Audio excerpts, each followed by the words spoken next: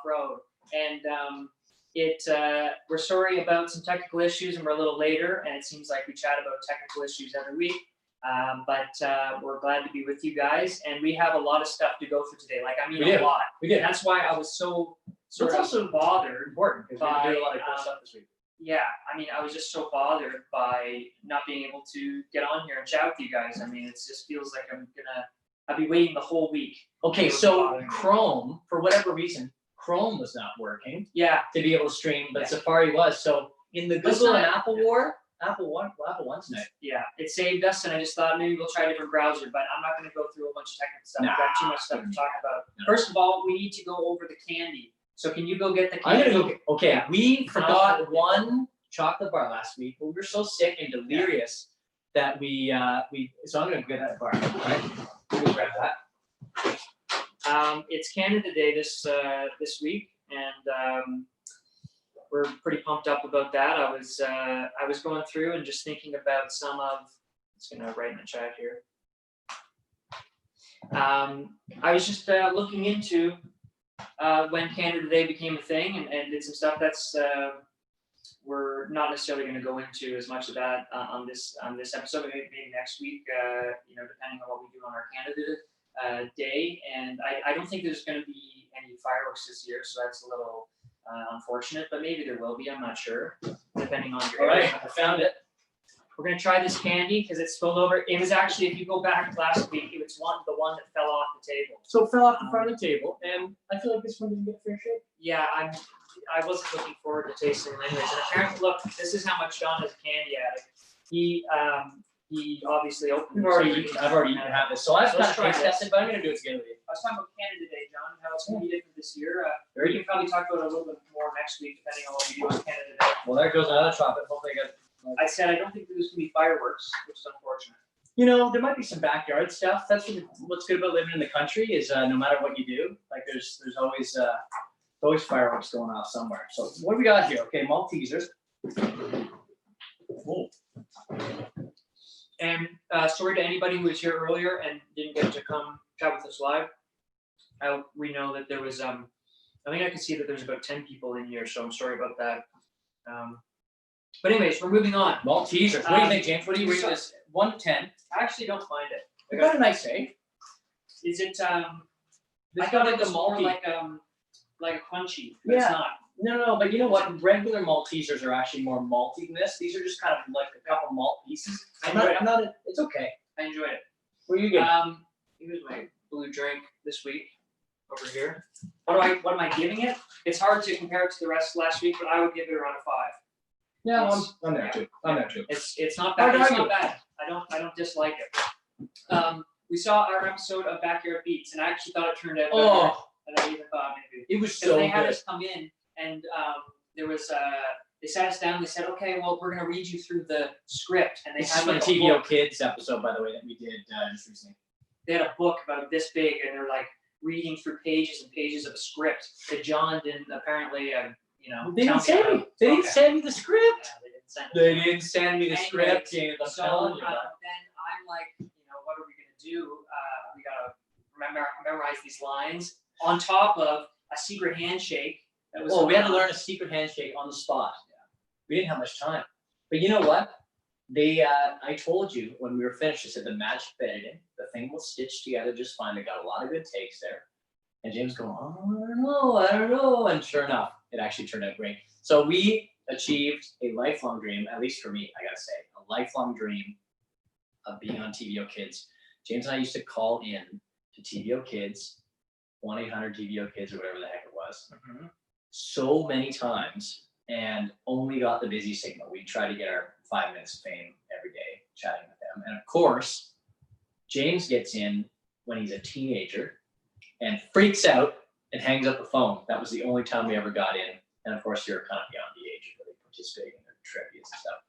So you keep going with that because I got to pull up a couple more. We finally got a chance to be on TVO Kids, which was so awesome. And I really want to thank all the people at Backyard Beats at the program for doing that. It's such a great idea to be able to have a program that exposes kids to new instruments and to new music through those instruments. It's a 10-minute segment.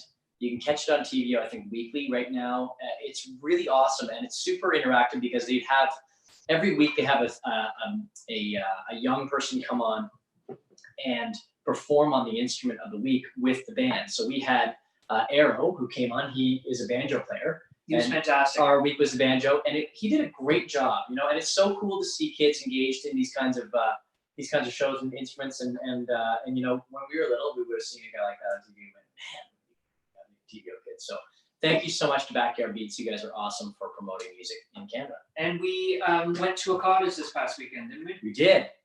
You know what? I love the Cottage Life. Yeah, absolutely. Cottage Life I is haven't for me. swam in a while, and I thought that was pretty nice to get out. How many years has it been since you swam, James? Couple years. Why is that? My ears weren't great. Like I got some water trapped in my ear because I just haven't swam. You're not a swimmer guy? Like what's the deal? You're not I don't going to know. Cottage, I'm I gotta weak. say. I'm weak. I got this, friends, Cottage. I did get in this big swimming phase though when I was in University of Queens. I remember I got in that big diving phase. I was going to the pool every single day for a while and doing like high diving board stuff. It was like a total phase I went through. I don't think I improved much in my form, but I got pretty gutsy. And then one day I landed wrong in the water, did a belly flop, And that was it. That was it. I saw a flash of light. And went, okay, I'm done with this. That was the end of my semi-amateur diving career. Yeah, you were going for it for sure. Yeah.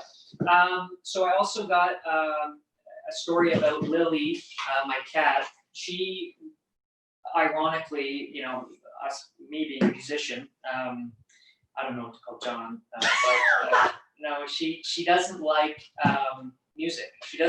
She's actually terrified of music, and so I know that she does. She loves to go back to the back door of our house because she knows that's the way that she gets outside, and she loves seeing the animals.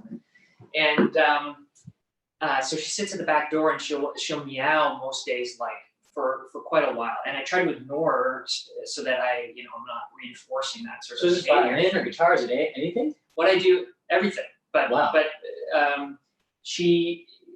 the only way that I can get her to stop doing that, and so it's sort of a win-win, is to go downstairs and I'll grab my little baby guitar and I'll just strum a chord and she'll run. So either it's the win-win is that she, there's a deterrent for her she honestly meows like so loud and for she won't stop. So she actually could do I feel like she could do damage to herself, No way. So I'm saving her from that. Can a cat damage the vocal cords by meowing? Probably. Is there a cat? I feel like it's possible. There's a cat cap on the meows. And or she's going to become desensitized to the guitar and then finally appreciate music. Yeah. So it's a win-win. She'll become numb to the guitar. Yeah. She'll be like, no, but it's not like guitar. it's not like mean at all. It's literally like the softest chord, and she just like runs. Wow. She, for some reason, it's like she just James is terrified by it. You might be giving your cat PTSD. However, I don't think so because I have a video that I can share here of her finally. Now it might be a little deceiving because she appreciated the spinning of the record, but I have a record player that John and Alex gave to me and Kyla and I as an engagement. Good grammar. And thank you. I corrected myself. And that was the first time that she was able to sit and listen to music. And so I'm going to pull up this little video. It's pretty nice. Now, John, everything about your computer just throwing you off. Yeah, where's your mouse? Oh yeah, so just do this. For some reason it's glitching. You go back. Okay. Anytime you just do the 4-finger swipe. Okay, so I'm going to try to share this. Point down for Apple on that one. Right here, and I guess we can share sound or whatever, but let's do this. Here we go. Oh stuff's yeah. Working. Stuff's working. Yeah, stuff's working. Okay. So here she is. She loves it, and we were sitting in the living room listening to records, and then she's trying to figure it out. She's like, "What is going on here? It's making this thing move. It's voodoo." Now I'm hoping that the audio works I can. No, I know, but us speaking is able to go because it's coming through your speaker. Oh, yeah. On your phone. But anyways, the audio is not that important for that bit. But just let us know in the chat if you guys can't hear us talking over videos, because we actually have some stuff coming up that I thought,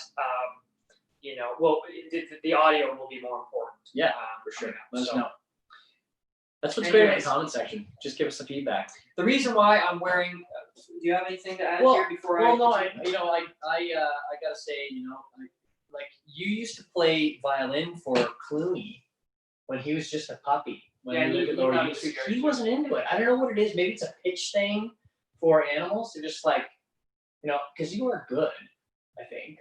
People seem to think that you're a good violin player. I think you're fantastic.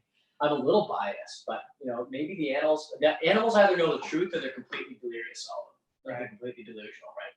I think you're good though, James. Don't take that to heart. No, but so your point was. I was just gonna say I remember that Clooney used to run away with the violin too. So I don't know if it's a pitch thing. It could be a pitch thing. Maybe maybe she'll drive. We've played produced music. We've played live music. There's something about music for some reason for her that but our other cat loves. Yeah, but our other cat loved music from a young age, so it might be just a personality thing. Yeah, it could be. The reason why I'm wearing this shirt is because I obviously am a Bruins fan, Boston Bruins, but the other reason is because I only realized today that a month ago there was they officially gave the Bruins or awarded them with the President's Trophy, which is the most. No way. And you didn't know that? I didn't think that they were going to be awarded that because of the fact that the season was shortened. It's such a weird time. And so I gotta put on the Bruins shirt. Well, I'm very happy to. And I'm wearing my my hockey paraphernalia. So this is the old Cornwall Royals hat. And so for anybody from the Cornwall area or even from Ontario who remembers Cornwall Royals, they were a major junior hockey team in Ontario here in Cornwall a number of years ago. They're no longer, but our dad used to play goal for the Cornwall Royals when he did play major junior A hockey, and so he actually got us these hats. So I had to kind of like balance out, James, and have a little bit of a team thing going on. But it's kind of been a bit of a hockey themed week. You're talking about being at Cottage.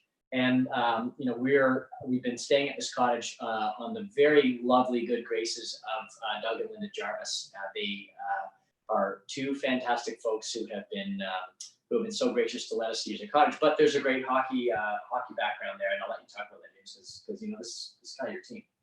Oh right, yeah, there is that connection as well. Mr. Jarvis worked with the Bruins, and actually his first year was in 2011 when they won the Stanley Cup for the first time forever. Assistant coach, right? Assistant coach of the Boston Bruins. 70s. So it's pretty cool to spend some time with him. Just being such a big fan. He's had such a stellar career, unbelievable career. I knew that he had won Stanley Cups as a player, but I didn't realize that he had won 4. But of course, because he was with the Canadians and in the 1970s on that big long six Stanley Cup wins and rings. And so I don't think there's not a ton of players that have, and I'm very fairly certain that he has the Ironman record for the league. So like playing the most games. He has a record. It's 900 and something, 960 something games. Well, check that. But it's the most consecutive games in league history, verified on Wikipedia. I saw today. Also, he was assistant coach of the Dallas Stars when they won in 1999. Obviously, assistant coach of the Boston Bruins in 2011 when they won. And can you imagine winning the Stanley Cup 4 times in the same decade with the Montreal Canadiens? Like that's just absolutely. And even now, one of those seasons was the best season they ever had, and that was they only lost like 1 game. Crazy. So we want to thank you guys. A big thanks to Doug and Linda Jarvis out there for being so kind to us and letting us use the cottage. We've just been really enjoying going. I went fishing this week finally for the first time this summer, and that's all thanks to that. John said that he caught something. I did. Broke his line. Yeah, no, I'm telling you, it was a great big pike. Great big pike came up right next to the boat, and of course I didn't have a leader on because I wasn't fishing for pike. I was fishing for bass, and sure enough, I was going to catch and release him anyway, but couldn't get a picture. And James doesn't believe me because Broke his line. broke my line. That's what happens when a pike snaps through the line. That's what happens, man. How many times have you been fishing this year? Huh? I have not. None times. I have not been None fishing. times. How many times have you been fishing the last few years? None times. None times. That's right. That's right. Okay. Big story this week, pivoting off of our hockey talk. The NHL had their draft lottery, and the worst that could have gone wrong went wrong. Oh, what happened? What happened? So this year there was this setup where they have qualifying teams that are playing into the playoffs. So they're teams that weren't the worst in the league, but they're kind of in the middle, and they, got they have the ability to play into the playoffs. Now, what they had to do, because some of these teams wouldn't have made the playoffs otherwise, they gave them, as they gave them opportunity to get into the playoffs, they also gave them an opportunity to get a draft pick. Okay? Right. Because typically, if you're out of the playoffs, you get a draft pick. So, what ended up happening was they, like every year, they do a lottery where they pick numbers. It's like playing bingo or something. They pick numbers. Right. Those numbers are associated with the team. Then teams are picked for the for the different draft choices, which you also have more odds of getting higher picks if the worse you are. Of course. So anyways, that's the way they've been doing it. This year, just to keep it short, what's ended up happening is they had a draw for the first 3 picks. Okay. Number 2 and number 3 are both teams that don't even have an opportunity to even try to get into the playoffs. But wouldn't you know it? Because they had to give a small chance for these teams that still have an opportunity to win the Stanley Cup. Right. Another also the opportunity to get a draft pick because they normally wouldn't be in the playoffs. The number 1 pick, the number 1 overall pick, is to be determined. To be determined of the teams that are playing into the playoffs. So a team this year, which never happened, can have the opportunity to win the Stanley Cup and still get the first round, or get the first round pick. So if you play and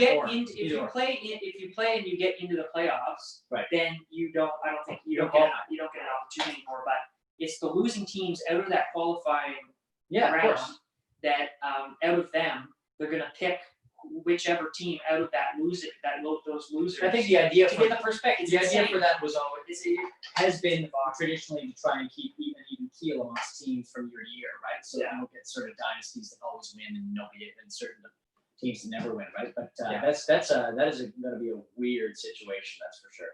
Yeah, so that was quite a thing, and now the Bruins, they were top in the league, so they can't get an opportunity to get that pick. But all the teams that the fact that you could in the same season either win the Stanley Cup or get the first overall pick, I mean that it's just crazy. Like so I don't think that's. They knew that was there was a chance for that to happen, but I don't think that they would have preferred. Well, I mean, it's just like you're kind of flying by the seat of the pants. Because there was teams that kind of, not that they deliberately played very bad, but I mean, those bottom teams in the league, they really, really hope for that big pick. Yeah. And the fact that a team that was kind of okay this year is going to get the right. I don't know how much people. Not only does that, but not only does that mean a team that has opportunity within the playoffs right now have a first round pick. But it also means that it's been taken away from a team who really needed it.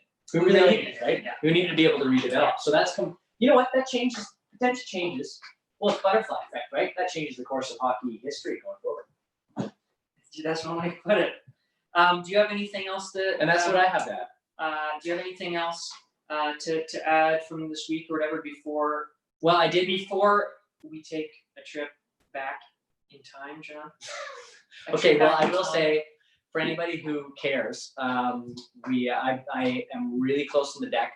I was going to take out a little bit of a sort of show you my updates on the deck, but I think I'll save that for next week because we're not as portable this week with the new setup. So let's hang on to that. But I will say it is coming along so well. I'm really happy with how this deck has turned out. It's just great, man. I think for anybody who's seen past episodes, this literally started with me walking around and feeling a couple of loose boards under my foot, and going, I should replace a couple of these boards. And sure enough, I'm rebuilding pretty much the entire deck. So it's all right. It's coming along, and it's I'm really enjoying it. And I will say there are no loose boards under my feet, because the entire deck has been. It looks good. It looks very good. Yeah. Now, we'll see you next week. So what we want to get into, I'm just a little worried about the audio, us not speaking, but whatever. We're going to go into another big story this week, and things obviously were looking a little brighter for the last few weeks, but it's got different places have kind of had to Kingston's been go back. They're little setbacks, I guess. Yeah. Is the word. Kingston has been set back, yeah, for sure. We've got sort of another explosion of cases, but I thought one story that was somewhat interesting to me was that airlines are going back on the middle seat being blocked off, and so right. So they're not doing every other row. No, they're ending the middle seat being blocked off and trying to create more distance between people. So they are going full freight. Is kind of and now this is Air Canada WestJet, right? Air Canada WestJet. At least one up. Maybe. I have a Washington Post story here that I don't know if we need to really pull this up, but basically it's saying that airlines are ending the middle seat closure. So I'm assuming that that's most of the American. So American Airlines. Right. What did you say? Well, I know that Air Canada and WestJet have also implemented the full freight, full flights situation too. Right. So in Canada, it's applicable as well. So Air Canada and WestJet are going back to regular. Oh, they are as well. Oh, they are, so absolutely. you have that as Absolutely. So you were making me worried that there was only one, and that this isn't as big of a story. No. Honestly, okay. no. And think about it. WestJet and Air Canada, other than Porter, which is a smaller airline. I mean, those are the two big airlines Canadian-wide. They fly all over the world, right? So it's and we fly Air Canada and WestJet the most when we're traveling back and forth across Canada touring. Yeah. No. So I mean, really I just thought as people that fly quite a bit, I was thinking about, well, does it really matter if that seat is open or not? Considering the the air circulation stuff, but then I did a little research. No, I did a little research, and actually they have air filtration that like a hospital in planes. Did you know that? Right. So what this means is it's going to be worse. It actually does have a big impact. Wow. Even though I don't know if you're a full 6 feet or whatever apart. No, even if you're not. With the middle seat, I would say you're 6 feet for sure. Yeah, I would think so. Yeah, if you think about the next time we should we're on a plane, we should bring a tape measure. So I thought that, but honestly, I think that's so. It's kind of. I was surprised to learn. That there is actually better air filter systems than I thought. Because there's that whole. I didn't know that. Yeah, some people assume that if one person was sick on a flight, you basically get sick, or if there's a sickness. You have to do something about that, right? But I actually have a video here of. But before we go to the video though, what do you think? I mean, I don't know. It's kind of a catch-22, right? Because these airlines are they are operating at such razor thin margins because their overhead is so high to be able to make flights go. Yeah. I mean, listen, I'm I have my own frustrations with the airlines. There's no question about that. I think that there's all kinds of ridiculous stuff that has to do with with parameters around flying. I think the airline industry kind of has a monopoly on travel because until the Hyperloop comes around, we don't really have another viable option. So they kind of have you pinned down. So I don't really always have very much sympathy for the airlines. But that having been said, they're operating on such razor thin margins. They aren't making money when they put a plane in the air and they only have half sold. They aren't. Yeah. There's no way, right? Well, so I mean, they are going to go under eventually. They're probably just trying to figure out staying above water. Maybe I don't know. I'll have to check into that because I mean that's sort of but then people's health is at risk. So I don't know. It's a really difficult situation.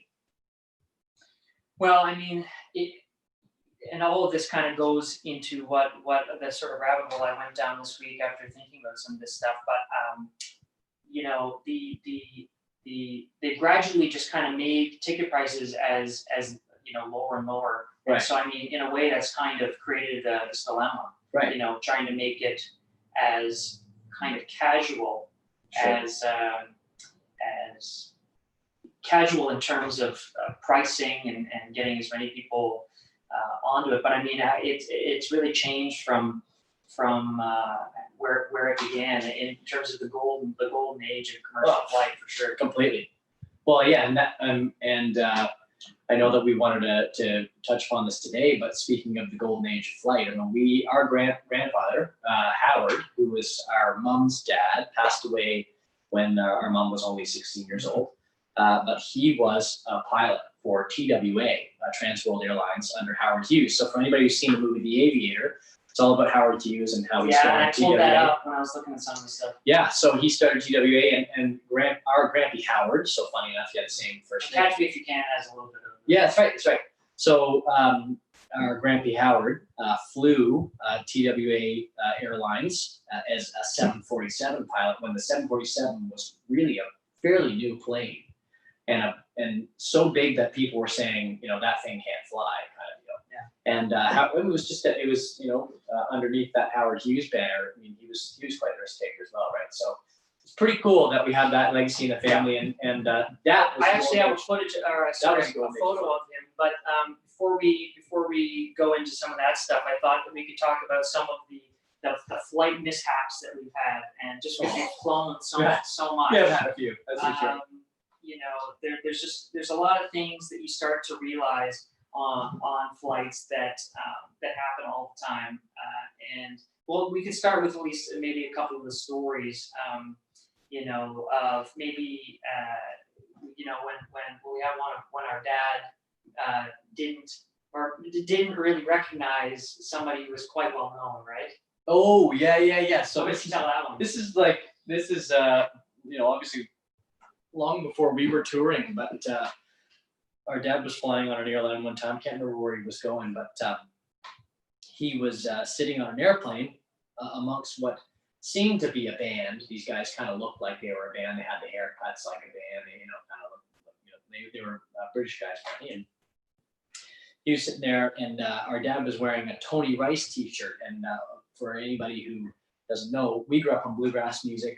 Tony Rice is one of the greatest flat picking guitar players in bluegrass music that's really ever lived. And he was a huge hero of mine growing up, and a lot of my style when you see me flat pick on stage is from the Tony Rice style. Anyway, our dad had a Tony Rice T-shirt on, which is pretty niche. I mean, if you're a musician, he's kind of like a lot of musicians really appreciate him. For anybody who doesn't in the general audience know him, and so this band member that was sitting next to him amongst this other rest of the band said to him, hey, I like your Tony Rice T-shirt. And our dad said, oh, yeah, thanks. He said, you a big Tony Rice fan? And dad said, oh, yeah, I grew up playing folk and bluegrass and that sort of thing, and I like, country, da-da-da. So they got chatting, and at some point in the conversation, the guy said, do you like Huey Lewis and the News? And so obviously one of the biggest bands of the 80s. Yeah, Huey Lewis and the News, one of the biggest bands of the 80s, pop bands, right? Pop rock, whatever. And dad said, nah, they're okay. Lesson learned, because at the time, Huey Lewis had a music video where they were all, I can't remember which song it was, so I'll have to pull that, but they were all like swimming underwater in some Caribbean, island area. Yeah. And the bass player had these long sideburns that came to a sharp point. Right. And as soon as he said, gave it away, he said, I think we're okay. I think they're okay. The bass player was sitting in the seat in front of him, turned his head, and our dad could see his sideburns. He thought, oh my goodness, I just told Huey Lewis and the News that I think Huey Lewis and the News is okay. So the guys were apparently pretty cool with that. But our dad said, from then on, I always kept my mouth shut about bands on the plane. Well, and our mom has had a few where she's sitting beside, people that are quite well known, and she often likes to encourage people, but sometimes that can get her into a zone where it's almost like when someone is quite well known, it's kind of patronizing. A little bit. So Yeah, so she was on. She was on with somebody particularly well known, and she said, "Oh, are you a musician?" And oh, my boys play music too, and and how are things going with your music? Like really endearing, very lovely. And this one artist said, "Yeah, I'm actually on tour with John Prine right now." God rest John Prine's soul, obviously. But anyway, so our mom has got some hot water too. Yeah. Over that kind of, what is very endearing and encouraging. But yeah, it's her right. Well, a couple of things that I thought about on flights that one of which is a little bit of a life hack, if you will, is the can pop approach. Can pop. 100%. So what you do is you say, when the drink cart comes by, you go, "May I please have a can of?" Yeah. And so you have and otherwise you're just gonna get the little glass. Yeah. Filled to the top of the ice. Yeah. So you're getting like very little pop. Yeah. But I'm telling you, we always do it. Every single time you say, "Can I have a can of X?" they will give you the can. I think it's part of their policy. They have to give you the can if you ask. Probably built into the price anyway. You're probably paying for the whole can and only getting part of it. Yeah. So that's definitely a good thing to do. If you just add that can, then they basically have to do it too. The other thing was basically I thought that it's kind of like armrest warfare, like where you don't know are you gonna get the Are you front guy or back guy? What are you? Well, sometimes people take the whole thing and you each get one except for the guy. Right, but when we're sitting, because we do often sit next to each other and play. I don't know, man. What do we do? Like I feel like I'm kind of a back guy. Yeah. Like kind of a tucker in, like tuck in the wing kind of deal. Yeah. And you're kind of a this guy. I don't know. We'll have to take. What I do know is that I happened to get the middle seat for years, and it was just one of those. Oh, the computer put it that way or whatever. What was your excuse? Well, I mean, I have to. The computer did it. Well, I mean, I pick the seats. I try and not stick you in the middle all the time. I try and make things a little better. Also, I book all the flights for us, and I do select the seats manually, and I do try and shift it up every so often. Move the guys around. I kind of have an inventory of who likes what. Like, I know some of our guys like to be in the aisle, some of our guys like to be in the window, and sometimes James you just get the boot because you're James. That's right. And the last thing that I thought of is that there was this weird story of, and it's mainly when I have my hair shorter and kind of the same, but a lady, someone who, what's the proper term? Stewardess? No. The flight attendant. The flight attendant. Dude, that's the whole. That's like the whole thing of anger management. That movie. He's like he keeps calling it a stewardess flight. Yeah, I was trying to do the right thing. I couldn't. Because men and women are both. Okay, thank you. I was as soon as that happened, I said that. I was like, that's not the right one. Stewardess is definitely golden age. Yeah, sorry. Era. The flight attendant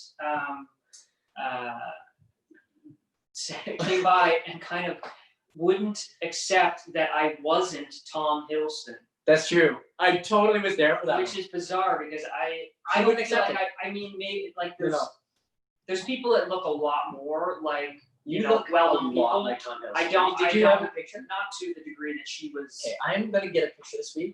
Just Google images, people. Just Google images Tom Hiddleston in Google Images. There's a few black and white photos there. We got more stuff. Absolutely. Your computer, man. Like okay, but they're just crazy. So I'll tell a story while you're working on this. So the flight attendant comes by and she's really friendly with James, like really friendly. Like you asking if you want extra stuff. I mean, also, we're sitting in coach. Is this the one that? Yeah, that's pretty good. That's a pretty good one. Which one? Like all of them, but that one's a good one. All right, that one's come on. Pull this up. Here we go. We're gonna share this. Okay. Look at that picture. The black and white one. That's James, man. Like that's insane. I mean, I know there's people that look more like. No. Okay, James. I want to hear everybody's hot take, but anyway, our hot take. I just hope my hot take or something. Well, no, I'm just saying. Listen. Okay, flip off that. Bring her back to everybody. So my hot take is that James looks so much like Tom Hiddleston, and it's been confirmed many a time by people out there.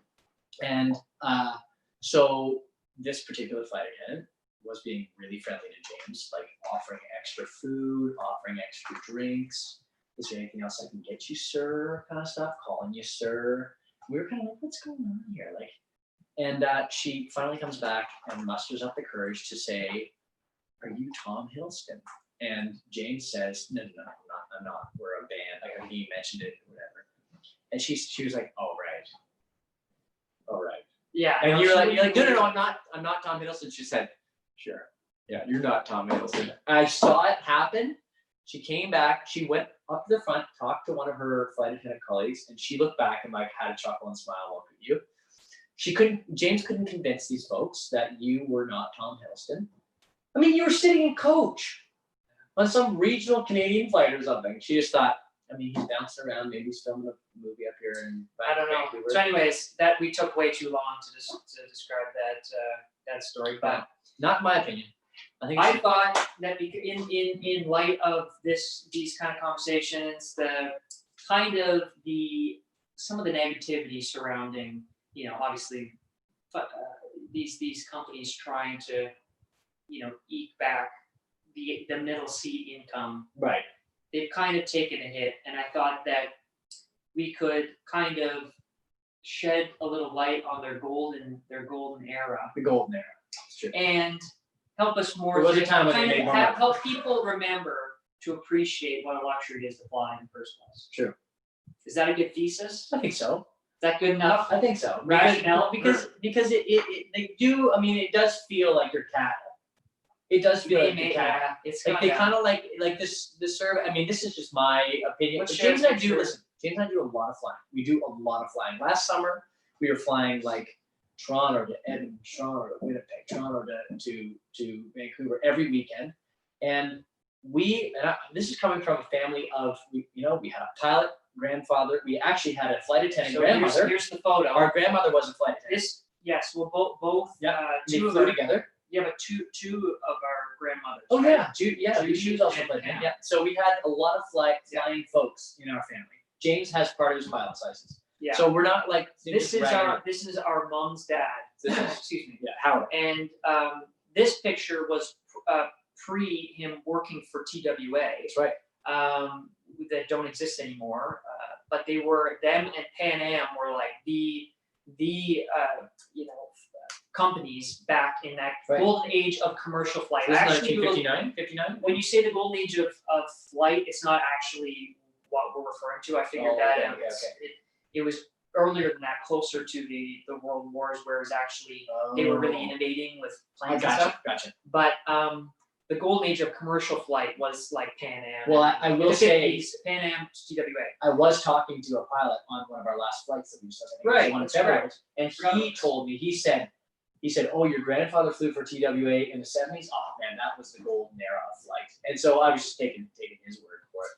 And 747s. So that's what he flew, right? And sorry, just before we leave this picture, this was actually a cutout of him,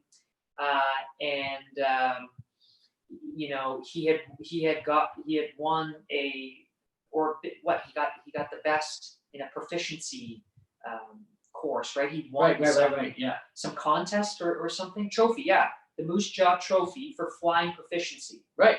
So that was a pretty big deal at 20 years old.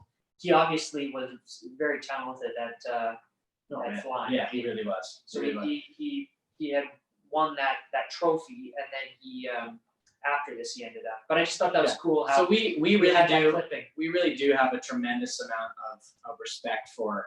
We have a tremendous amount of respect for airline pilots and for flight attendants and for anybody who's working in airline, especially right now. I mean, people who are hustling, trying to make their jobs happen, make people get them around the world. We really do have a huge amount of respect, and we certainly thank all of the folks in the airline business right now for kind of persevering. But that said, I mean, there are definitely things to discuss when it comes to how flight is compared now to how flight was. I mean, I got little I service things. had funny pictures that were up on my computer. let's find this here. Okay, well, while you're looking this up, I do want to talk a little bit about some other flight memories. Yeah. I remember, well, I had a total teenage mind vacancy moment when we were flying. We had the Daniel Pearl Memorial Violin. Oh yeah, and which then we you got to won. tell the story of when you had your instrument Oh, case. yeah, I'll tell that too. Okay. But so I got two stories. I'll keep them short. So we won the Daniel Pearl Memorial Violin in 2006, which was a memorial violin built in honor of Daniel Pearl, who was murdered by Al Qaeda in 2002 on videotape. There was a fantastic film, A Mighty Heart, that came out, a book and a film that came out, a memoir of his wife, still alive today. And so it was a big story, obviously, that Danny Pearl had been killed by Al Qaeda and it made its way around the world. And so he was actually a violin player and a mandolin player. He played a lot of bluegrass and folk in New York City when he was a Wall Street journalist for the Wall Street Journal. And so he really was engaged with music. That's why the memorial violin. And they gave that violin out to young musicians who were ambassadors of sorts for peace, cultural peace through music. And they gave us that violin one year, and it was early on in the award process, actually. So in 2006, James and I were very honored to receive that award and be declared ambassadors for peace between the West and the Middle East through music, culture, and the arts. And we started performing in Israel at the Jacob's Ladder Festival right around that time. And so we decided to bring the violin to Israel as a bit of a pilgrimage and play it on stage at the Jacob's Ladder Festival, which we did. So I want to say the end of the story is good, but I forgot the Daniel Pearl Memorial Violin when we were connecting through Rome on the plane. And we got off the plane and went through all kinds of different tunnels and hallways. And of course, when you get off an international flight, there's a lot of doors that close behind you that don't reopen. Got out to the next checkpoint, and our dad said, "John, where's the Daniel Pearl violin?" And being a 15-year-old who was jet lagged, I was like, I checked it.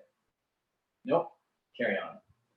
So he had to run back and figure out his way back on the plane.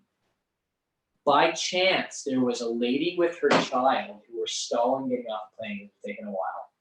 That were able to get the door open for him to get back on the plane, which is like never happens to get the violin. And I learned my lesson that day. I have never forgotten anything on a plane since then. Never forgotten anything on a plane because it completely shattered my world there for a good solid few hours. Yeah, it was terrifying. Yeah. Oh, and that other story is I'm a bit of a klutz sometimes, right? Let's be honest. Am I a bit of a klutz sometimes? Sure, man. Yeah. So this was actually in my 20s, I think. Maybe I was about 19 or 20. And we have these big flight cases, right? And I was walking along some corridor. We're trying to get to the gate, and there's, oh my goodness, this lady must have been 91 years old, sitting there with her legs kind of just regularly sitting there. And everything's really small in airports. Everything's really small in airplanes. Anyway, I absentmindedly walked by with this great big fiberglass case and bash her in the knee as I go by. She goes, "Ow, that hurt!" And I was like, "I'm so sorry," and I just ran on. There's nothing worse. I didn't really stay. Nothing worse That's the than worst. hitting or bumping into like an older person. Yeah. It's the worst. Like You case can't feel case much on worse. me. This poor lady. Oh, She's trying not to fall and break her hip, and this poor lady, I just busted into her knee with my case.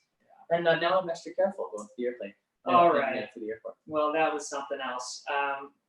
You wanted a good story. I know. You did. You asked for it. That was a special request. I know. Okay, so here I found some funny photos of sort of, and the way that they market flight, I thought that this was pretty funny. So I brought up, let's bring up these photos. Look at this, okay? Wow. They've got some folks just lounging. Look here. at the size of those seats. This isn't quite funny yet, but Wow. apparently they could play cards Oh wow. Look at that. In like circular seats. in circular seats Hey, that first class gotta be. with no seat belts. Look, wait a second. They actually have card motif on the plane. Yeah. This isn't a private jet, eh? This is a commercial. Look, she dressed up like looks like President Nixon or something. A little bit. They play chess. Play chess on a plane. They play chess on planes. Look at that. Look at the size of the seats. I mean, that's just like not a thing anymore. Look at this. And look at this guy. He's just so stumped, eh? This lady's like, no, go back. Checkers. Little girl playing checkers. I go back. I guess. This lady, look, this lady's so smart. She's got him checked. She's got him checked. Oh, true. Look at that. Look at that smart. That's smile. awesome. And he's like, I'm screwed. That's hilarious. And then the lady here, at that time, it gets funnier. Jarvis. It gets funnier. Okay, here we go. Yeah, we shouldn't use that word. No. Flight attendant. And then checkers. Apparently, the girl couldn't play chess yet or something. Maybe she hadn't learned how to play chess or something yet. This guy's not obeying seatbelt rules there. This kid didn't want to play. No. Here, so they had the stand. They had the bars. Wow, the standing bars. This is probably a 747. So this is basically what our grandfather would have flown. Look at this. Look at the food. Oh my goodness.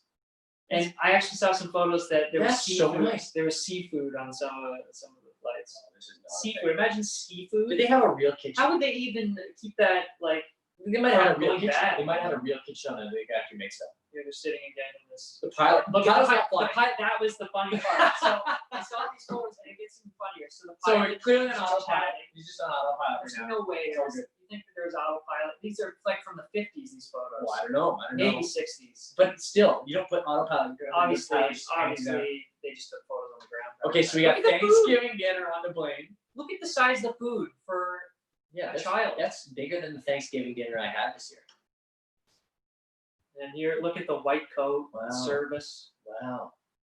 The pilot reading through the Pilot's navigational atlas with the. But no one with the flying the child. plane. No one flying the plane. He's like, so this is where we're headed right now, into the mountain. Into the side of the mountain. See, this is hey Jimmy. This is how you yeah, okay. Right. And look at these carts. I just thought that the pilot and wow, so no turbulence clearly. Look at that house of cards being built. House of Cards, yeah. No, clearly that's an advertisement to say we don't have turbulence in this plane. And then I have one more film that I thought was great because our first flight was to California. It was. I found old first one I remember. I found old TWA promotional footage. It's called A Flight to California. No. And it's pretty. Okay, let's watch this. But we won't before we do comment. that- We won't comment on this. Before we do that, I have this is how prepared I was this week, John. This is how prepared. Yeah, prepared. Really prepared. Ooh, I have an outfit. James is the master of the outfits. Of course, for anybody who tuned in a while ago, he had his lawn mowing gear on as the SpaceX launch suit. Wow. Okay. You don't have the collar pop, right? Yeah, no. Pop. Make sure your collar's right. Okay. You look like a guy. You look like a guy from Crime Stoppers. You know the guy? It's like Crime Stoppers, no crime. We're gonna go back in time to the golden time, the golden era. You look like the stereotypical spy from the 50s. Where are you? You're a bit of a white knight right now. I'm getting. You look a bit of a white knight. I need a bit more of a. You're like that guy who wore a fedora in high school pinstripe. You just down a bit more of a. Yeah, this is the 2008 graduation outfit. No, okay, I gotta fix this. This is a good one. Yeah. I don't. You look a little like Colin Linden, maybe. A little bit like Colin Linden. So we're gonna watch this video. I hope the sound works. Otherwise, it's just gonna be me seeing this dumb outfit. Flight to California. Just play it. We won't comment. Just play it. We won't comment. Are you ready? Yeah, I'm ready. Just Am I play sharing it. 2 screens? Just play it and we won't say anything. Here we go. Okay, play this. We need some audio ourselves so we get into the vibe. Inviting beaches, paradise for sportsmen, rendezvous for romance under sunny skies. This is the lure of the West along the golden shores of California.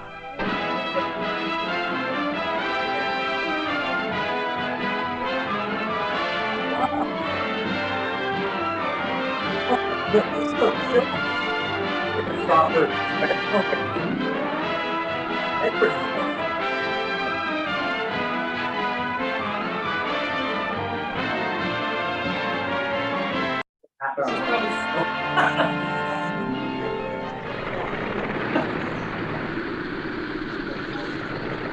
Flight time at a busy airport as the big plane rolls slowly and gracefully into loading position. Announcing Ambassador Flight 93 for Los Angeles. Now boarding at Concourse Gate number 8. All aboard Flight 93, please. When the trim, smiling hostess appears in the doorway, you know everything is ship-shape What? on board. Did you really say? Or 50th. There's no excitement quite like it. A novelty that never Great wears off. smiling hostess. The sounds Oh and my sights goodness. that spell modern age in really transportation. It's a wonderful feeling you get as you board your plane. No matter who you are, something happens to you inside and makes you feel, well, sort of sorry for those who are going to be left behind. A warm welcome for everyone from the pretty girl in the trim uniform. Always Oh, on again? call to lend a hand. You're gonna trim Cheerful, twice as smiling well. service for every passenger on board. This is good. A pair of newlyweds, Edie and Henry, fresh from their wedding, Uh, honeymoon bound to You're a California. Canadian actor. You're not this guy. You're not Edie and this Henry looked over every travel folder they could get their guy. hands Very on. looking. But it didn't take them long to decide that California was the place they wanted to go on their honeymoon.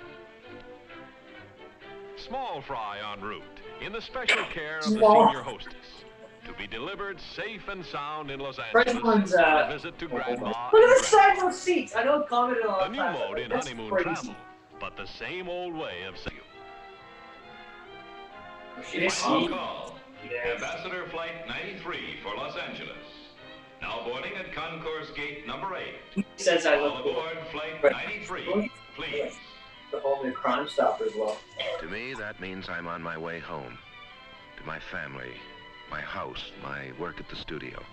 It was good to be on board, following the other passengers, and now coming forward to my seat. About halfway down.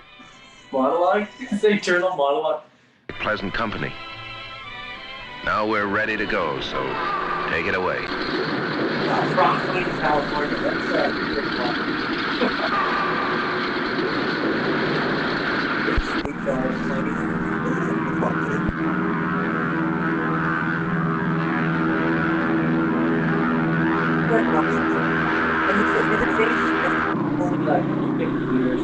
Leveled off and heading west toward California and the Pacific. A little help from the hostess, and then ready to settle down in solid comfort. The younger fellow is Richard Carlson, Hollywood actor. The older man, a businessman from the East. So this connects our... He was a big-time industrial executive. I recognized his name. When I told him my name, not a glimmer. Asked me You didn't what business I was recognize. in. When I said actor, he said, must be interesting work. My ego took quite a jolt. But I recovered quickly. A movie fan, bless her, nice-looking girl a few seats forward, kept staring at me. Newlyweds looked like to me. I looked around, and there he was, Richard Carlson. Henry didn't think I ought to talk to him. All I wanted was his autograph, naturally. Neither of us had a pencil, but I can always depend on my Henry. He had a pen. Yes, Henry. Oh, Henry. It was certainly a wonderful start to our trip, meeting a movie star before we were hardly even off the ground. Everybody nice and friendly, like we all knew each other. What would have been the point of this by TW? Wait a minute. Half hour of this is very No, I Cruising at 300 miles an hour, a steady course due west. And now, mealtime, an always welcome part of air travel. As part of the service, of course, a full meal. Soup, meat, salad, vegetables, dessert, coffee, milk, or tea. Breakfast, lunch, dinner, served hot from special galley equipment. From special galley equipment. Well, that might be the thing. There's nothing like relaxing high in the sky, whether it be the deep slumber of childhood lulled to sleep by the drone of the motors, or the restful calm of old age in quiet contemplation. Our first class. And almost before you know it, you're looking down at some of the world's finest scenery, like the Grand Canyon, for instance. No need for words to describe this sight. That name for us. Unaccompanied miners. Unaccompanied miners. Yeah, so we had the The other side of the Rocky Mountains has always meant one thing to me: California. Oranges in your own backyard, palm trees in the streets, Hollywood, Beverly Hills, San Francisco. And now, in only a few more minutes, we're going to be there. All the things we'd read about and heard about. And it was all going to be ours, Henry's and mine, on this 2-week trip. And only a matter of hours from home to California. It was almost too good to be true. But it was true. That's what There's our plane. It was almost too good to be true, but it was true. That Well- about sums up this podcast. Yeah. It was almost too good to be true, Almost too but good to it be was true. That's right. It was almost too good to be true. happened. It happened. James, I gotta say, buddy, your perseverance, you got us through. We're doing this thing. Thank you, everybody. I I want it to be consistent. Yeah. And I'm sorry for anybody who turned away and Yeah. thought it wasn't happening. But you know what? You can see it. I mean, that's the nice thing about us being able to post it to YouTube after. Everybody can see it and still get the content. But we I won't forget my computer. You know what made me forget my computer was bringing this. are you serious? Yeah. You worked that hard for your Crime Stoppers outfit. You left your computer. Well, was it worth it? I think so. It's a pretty good Was outfit. this outfit worth it? Yeah, man, it's pretty good. Pretty good outfit. I don't think so. Is this your best outfit? I think this might be. No. SpaceX was pretty good. SpaceX was good. SpaceX was pretty Do we have any final thoughts here, John? I mean, that's basically all I thought that was worth. Well, I think I will end on saying, you know, we are really looking, you know, it's funny. Flying is fatiguing. I'm going to call it what it is. It is fatiguing. It's a lot of work to have to go from place to place. It is a luxury. I don't take it for granted. But if you're flying every single weekend across Canada or overseas or down in the States as we do, it can get tiring. But I'll tell you, when we are getting back on the road, playing shows for people all across Canada and overseas and back in the US and getting on those flights to do that, I think I'm going to be that much more energized to be on the plane. Absolutely. Because we are missing you guys so much. And that's why we love this podcast, because it's a good opportunity to connect with all of you. Thank you so much for being with us every week. And sorry for failing you. See you next week, everybody. Thank you so much. This is See you episode guys. 9. Thank you so much. Off-road.